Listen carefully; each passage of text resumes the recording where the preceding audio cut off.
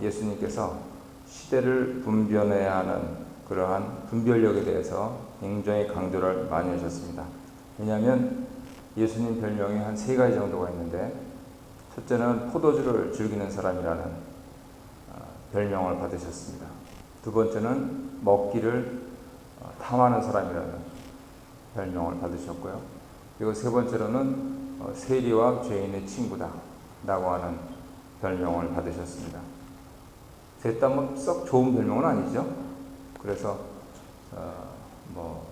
포도주를 즐긴다, 한국말로 주당이다 이렇게 하고, 그다음에 먹기를 탐한다, 그럼 먹쇠다 이렇게 해요. 그다음에 세리와 죄인의 친구다. 그러면은 그건 조금 그래도 괜찮은 것 같아요. 어차피 세상이 싫어하는 그러한 사람들의 친구가 되셨다 이렇게 하니까. 근데 바로 레위를 부르시고 나서 그 집에서 잔치를 했을 때 올 사람들이 누구 있습니까? 세리밖에 더 있겠습니까? 그래서 잔치를 하니까 세리와 죄인의 친구다 이렇게 또 별명을 받으셨는데, 그렇게 해서 비난을 하니까 나는 아픈 사람을 부르러 왔지 건강한 사람이면 오지 않아도 된다 라는 투로 그렇게 말씀을 하셨습니다.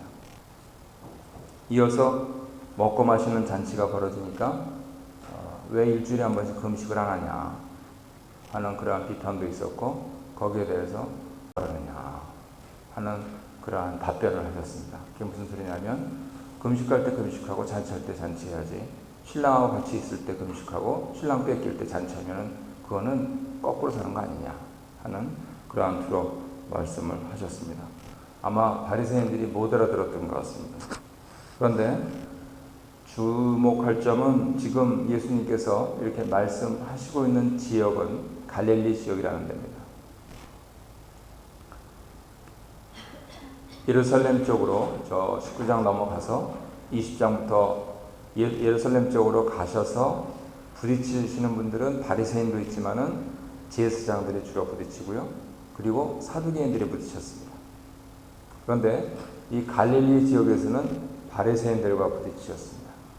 바리새인들은 어디에 가장 관심이 많은 분들이냐면 율법을 어떻게 잘 지키느냐에 관심이 많은 분들입니다. 참고로 사두개인들은 어떻게 모은 재산 잘 지키느냐 하는데 관심이 많은 분들이고요. 참고로 제사장들은 어떻게 해서 보다 많은 희생을 드리게 할 것이냐에 관심이 많은 그러한 분들로 묘사가 되고 있습니다. 그랬을 때 예수님과 잔치와 금식에 대해서, 분별력에 대해서 지적을 받으면서 그렇게 서로 힐난하는 그러한 갈릴리의 바리새인들이 곧 이어서 율법 문제를 들고 나올 것이다 하는 것은 우리가 잘 짐작할 수 있는 것입니다. 그것을 예견하시듯이 누가복음 5장 36절을 보시면은 새 포도주는 새 부대에 넣어야 된다. 그렇지만 포도주는 묵은 게 맛있지 않느냐. 둘 다 맞는 말씀이죠. 새 포도주는 새 부대에 담아야 된다. 그런데 묵은 거 먹고 새 포도주 찾는 사람이 어딨냐 라고 말씀을 하셨어요. 바리새인들이 지키고 있는 율법 전통은 묵은 부대예요. 예수님께서 지금 제자들을 부르시면서 잔치하시고, 그리고 앞으로 논의하게 될 안식일 문제, 이것은 새 포도주라고 합니다. 그런데 예수님께서 말씀 주실 이것은 전혀 새로운 교훈이로다 라고 백성들이 얘기했지만 사실은 구약에 전부 다 나와 있는 거다고 하죠. 그렇다면 결국 구약 성경을 누가 제대로 봤느냐 하는 문제라고 그게 되는 겁니다. 근데 사실은 이것이 예수님 당시에 갈릴리에 살던 바리새인의 문제가 아니고요, 오늘날 전 세계에 사는 크리스천들의 문제입니다. 예수님께서 구약을 늘 인용하시면서 그렇게 말씀을 주셨건만 구약에 정통한 사람들은 예수님을 잡아 죽였습니다. 구약에 정통했던 사도 바울도 처음에는 뭐 저런 사람이 다 있냐 하면서 예수님을 찾아가서 한번 만나볼 생각조차 안 했지만 예수님께서 친히 찾아오셔서 그를 만나셨을 때 그가 여지껏 공부했던 구약 다 꽝이구나 하는 것을 깨닫고 예수님께서 말씀해 주신 대로 구약 성경을 보았을 때 놀라운 그러한 복음을 전할 수가 있게 되었던 것입니다. 사도 바울의 경험만 보더라도 구약을 제대로 못 읽으면은 복음을 모르게 됩니다. 그래서 묵은 것이 좋다 이렇게 말씀을 하셨던 것이죠. 하물며 우리처럼 세상에 매여서 신약도 잘 모르는 사람들은 그냥 가만히 있는 게 상책입니다. 그냥 모르면은 가만히 있으면 반이라도 간다는 말이 있듯이 그냥 아는 척 하지 말고 가만히 있으면 제일 좋습니다. 그날 좋은 주신 말씀 받고요. 그리고 묵상하면서 8년에 한 번 정도는 구약을 한번 보실 수 있으시니까 그때 조금씩 보면서 설명도 들어가면서 책도 조금 보면서 또 인터넷도 조금 이렇게 참조하면서 이런 말씀도 세상에 성경에 다 있구나 하는 것을 깨닫는 것이 겸손한 것이고 지혜로운 것이고 오히려 반 정도는 가는 그러한 처신이 되겠다 이렇게 또 짐작을 해봅니다. 아니나 다를까 이렇게 대결 구조로 갔을 때 금요일날 말씀을 보니까 드디어 안식일 논쟁이 벌어집니다. 예수님께서 안식일에 제자들과 더불어 가셨을 때 제자들이 바리새인들이 613개의 율법 조항 중에서 안식일날 하지 말아야 될 31가지 613개 다 외울 수 있는 사람은 많지가 않죠. 그렇지만 31가지 정도는 유대인이라면은 외우고 다녀야 되지 않느냐 해가지고 제정해 놓은 것이 있는데 그 중에 2가지를 어기는 밀밭 사이에서 이삭을 잘라 손으로 비벼 먹는 그러한 행위를 했습니다. 그랬더니 바로 이렇게 이제 혼란이 들어왔는데 거기에 대해서 예수님께서 하신 말씀이 무엇이냐면은 다윗의 경우들을 기억해보라 라고 하시면서 내가 안식일의 주인이다 라고 일침을 가하셨습니다.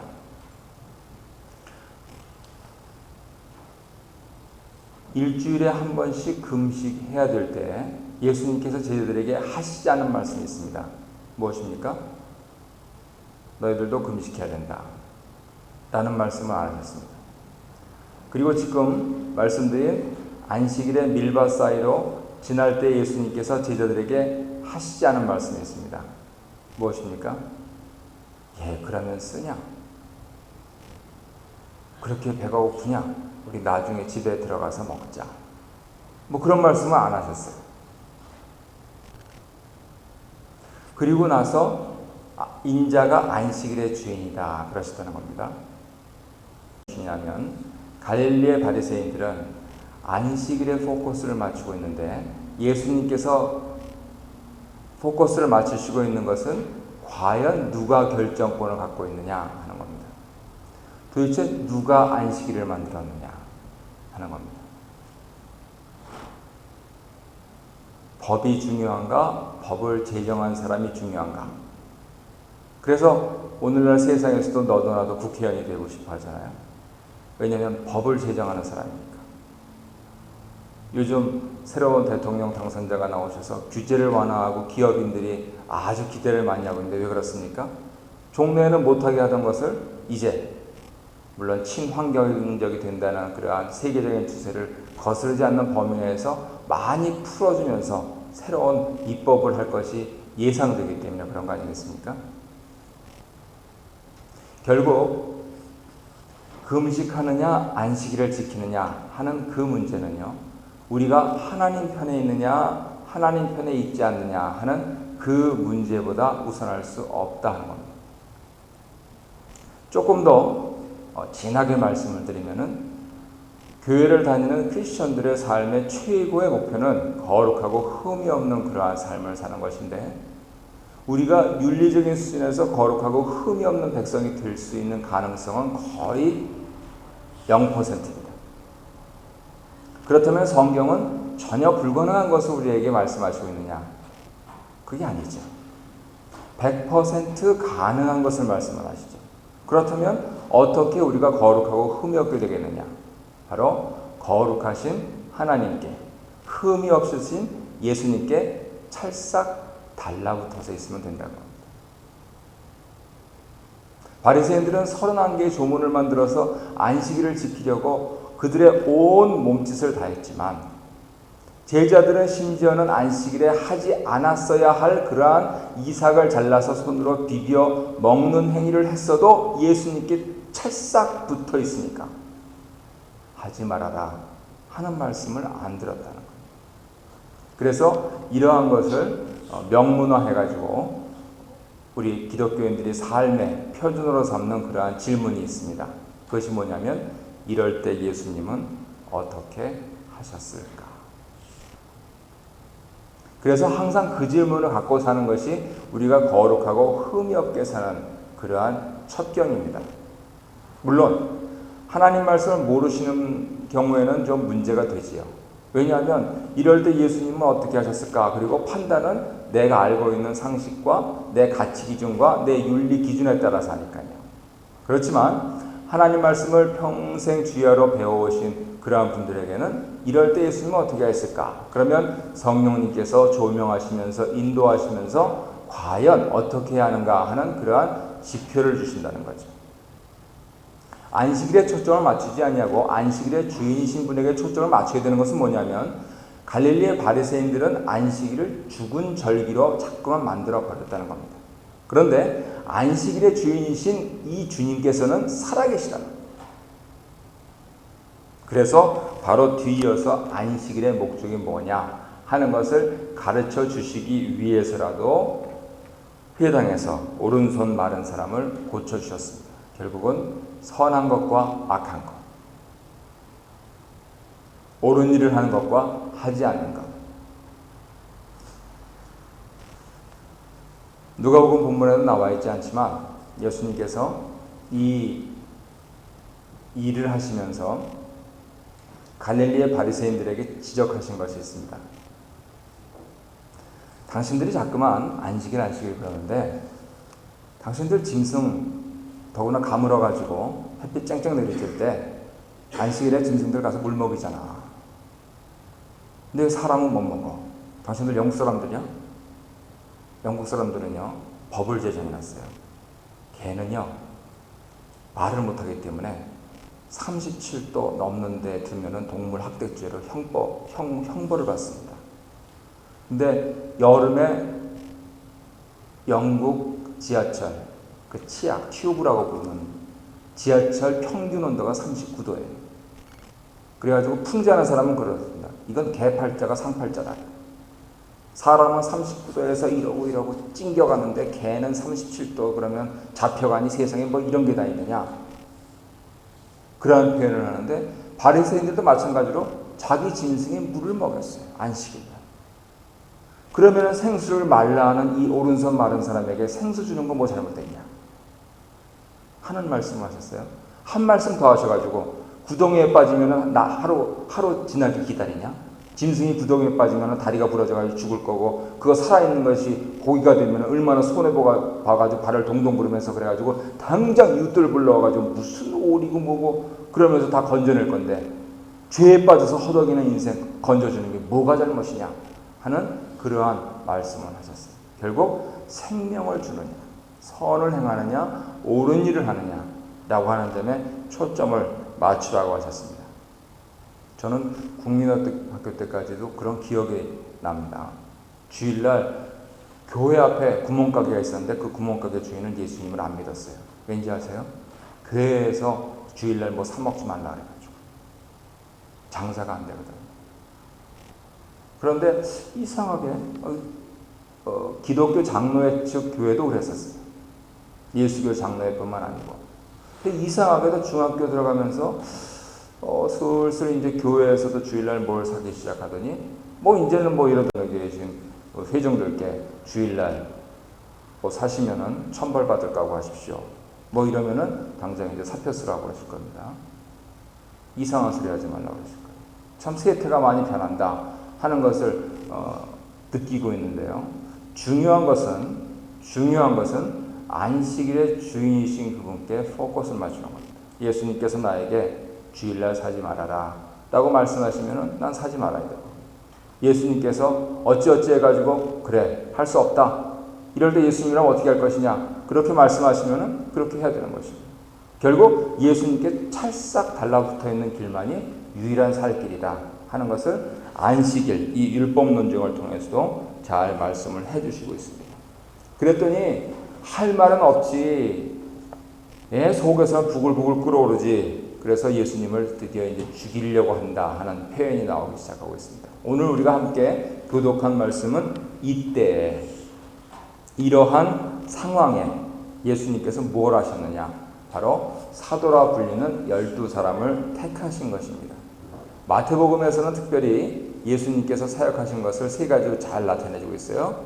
teaching, preaching, healing. 순서적으로 하면은 teaching, healing, preaching 이렇게 말씀하시기도 하는데 누가복음에서는 순서는 조금 바뀌어 있어요. preaching, healing, teaching.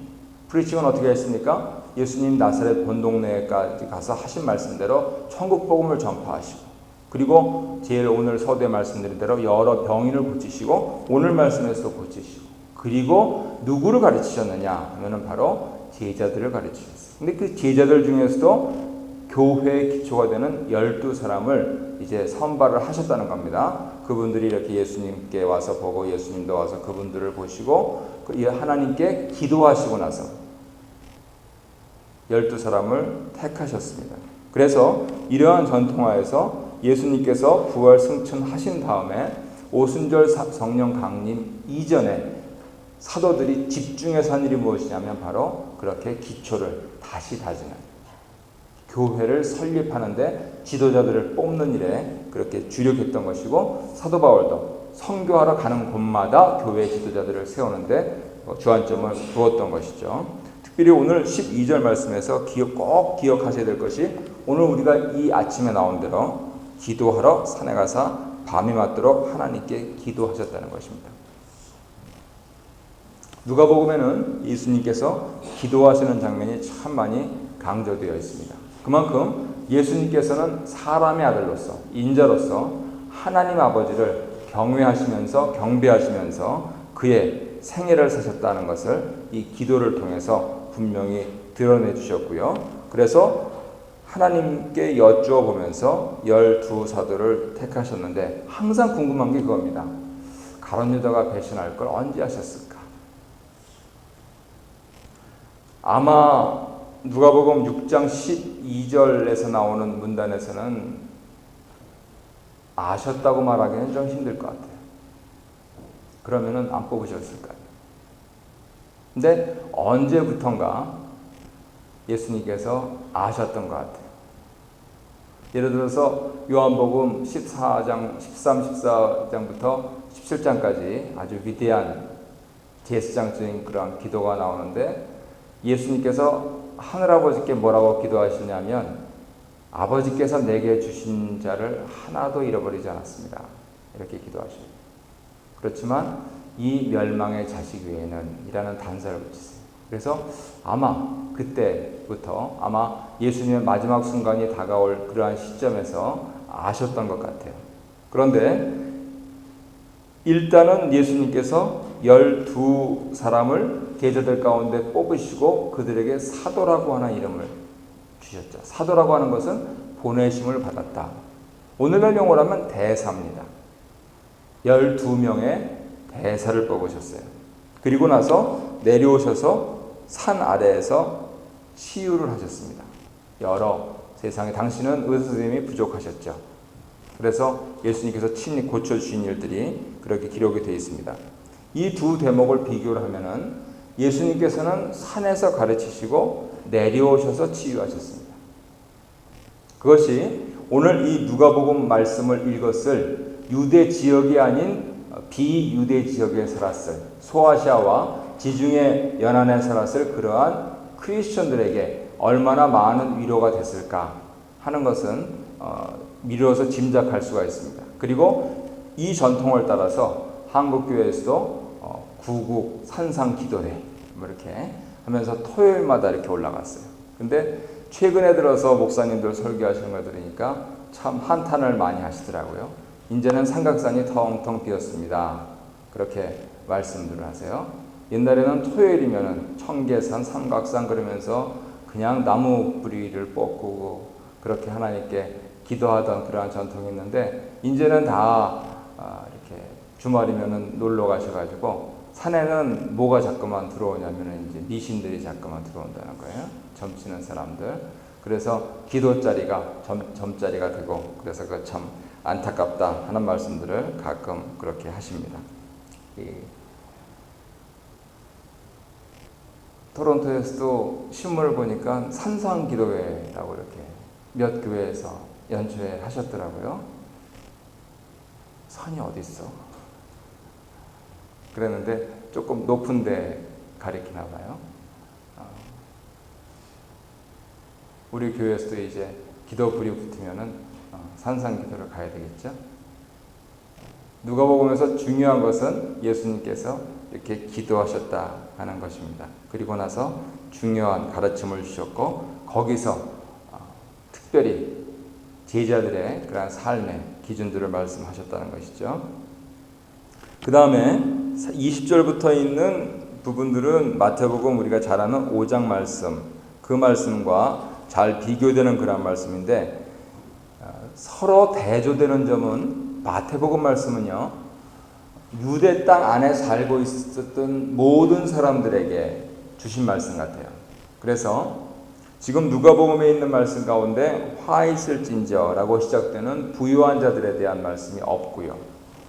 그만큼 처음에 가난한 사람도 심령이 가난한 자는 복이 있나니, 이렇게 하여서 영적인 그러한 수준으로 이것을 끌어올렸습니다. 그런데 이 누가복음은요, 유대 지역이 아닌 비유대 지역에 살고 있을 그러한 사람들을 대상으로 해서 아주 직격탄을 쏘는 겁니다. 실제로 가난한 사람들, 그 사람들이 복이 있다. 그리고 만에 하나 너희들이 이 세상의 부자로 살면 너희들은 큰 화가 있다.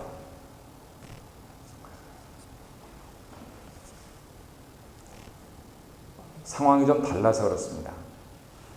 유대인들은 하나님 말씀을 이미 받아서 그 말씀대로 잘 사니까 부도 축적이 되고요. 한편으로는 사업에 실패해서 가난한 사람도 있고요. 그렇지만 그분들의 가치는 이 땅의 가치가 아니고 오실 메시아, 그 가운데서 예수님을 믿은 사람들은 오신 메시아에 대한 그 강력한 소망을 갖고 있는 사람. 그래서 중요한 것은 이 세상의 가치로서의 부가 아니고요, 하나님 나라의 가치가 중요하다는 것을 이미 알고 있어요. 그래서 사도 바울도 그렇게 유대교와 거기에 입문한 이방인들을 찾으려고 혈안이 됐던 거고. 그런데 누가복음을 받는 이분들은 아직도 그 가치가 변화되지 않는 상태에 있는 사람들이 대부분이라고 보여지고, 특별히요, 상황 자체가 어떤 상황이냐면 네로 황제를 통해서 그리스도인들에게 핍박이 가해졌습니다.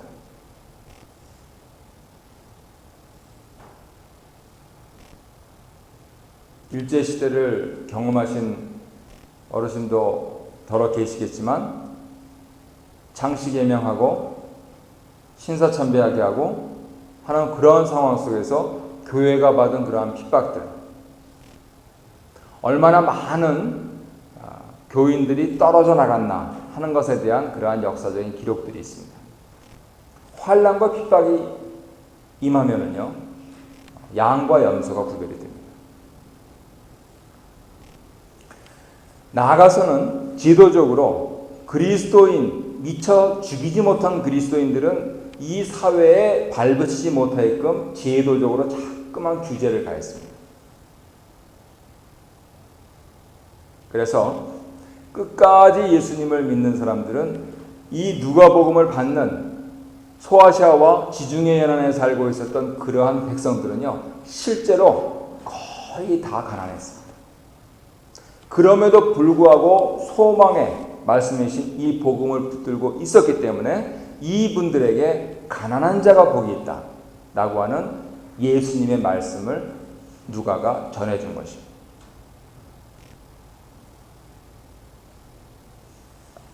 오늘날 이 말씀을 받는 우리들은 각각 적용할 수 있어야 되겠습니다.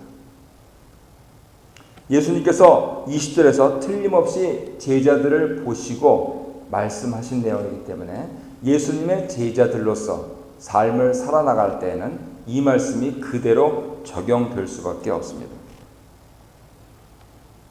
그래서 너희 부요한 자여, 너희 이제 배부른 자여, 너희 이제 웃는 자여. 왜요? 아직도 세상적인 가치관을 가지고 세상적인 부를 가지고 그리고 세상적인 음식을 가지고 그것에 주안점을 두면서 살고 있기 때문에 이미 천국으로부터는 멀어진 자들이다 라고 하는 그러한 정죄를 받고 있는 것입니다.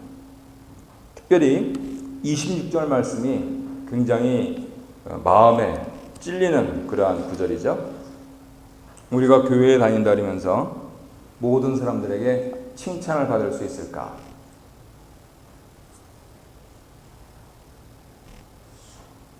그것은 오늘 말씀을 시작하면서 예수님께서 세리와 죄인의 친구로서 집중적으로 말씀하셨다고 그렇게 전해드린 분별력과 잘 연결시켜서 묵상하시면 좋을 것 같습니다.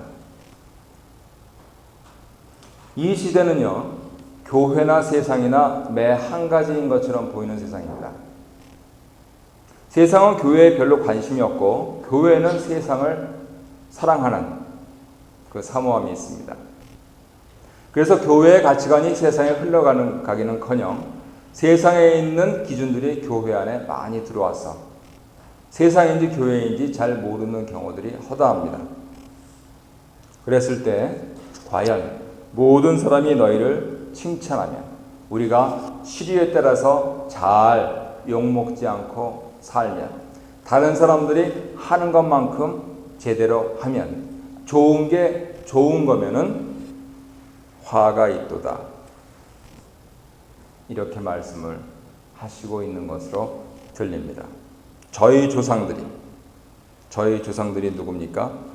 선지자들을 가난하게 하고 줄이게 하고 미워하고 멀리하고 욕하고 이름을 욕하면서 멀리 내다버린 저희 조상들이 거짓 선지자들에게 이같이하였다 이렇게 말씀을 하시고 있는 겁니다. 그렇다고 모든 사람에 대해서 싸우라는 소리는 아니고요. 시류를 잘 분별하면서 도대체 세상이 어떻게 가고 있는지 그리고 그럴 때 교회의 자리는 무엇인지 그 교회에서 내 자리는 어디인지 하는 부분들을 우리가 잘 분별할 수 있어야 되겠습니다. 교회에서는요, 지금 이 아침처럼 목사 혼자 마이크를 잡고 이렇게 나가기 때문에 자칫 잘못하면 매너리즘에 빠져가지고 이렇게 잘 유도해서 다 동의하도록 그렇게 하는 기가 막힌 기술들이 있습니다. 이도저도 안 되면 끄트머리에 할렐루야 한번 하면은 그냥 자동으로 생각도 안 하고 그냥 바로 아멘. 무슨 뜻입니까? 동의합니다. 그 뜻입니다. 근데 그런 일들이 자꾸만 반복돼서 수천 번, 수만 번 되다 보니까는요, 교인들이 우매해집니다. 생각을 하는. 지금 약 30분 정도 넘게 목요일날, 금요일날, 토요일날 말씀을 전해드렸는데 이 가운데서 지금 저게 무슨 말인가 하는 그러한 내용이 있나 없나 별로 관심들이 없습니다. 왜 오늘따라 이렇게 길게 하나? 그래서 무릇 교회에 다니는 사람들은요, 거짓 선지자들이 발붙이지 못하게 할 책무가 있습니다.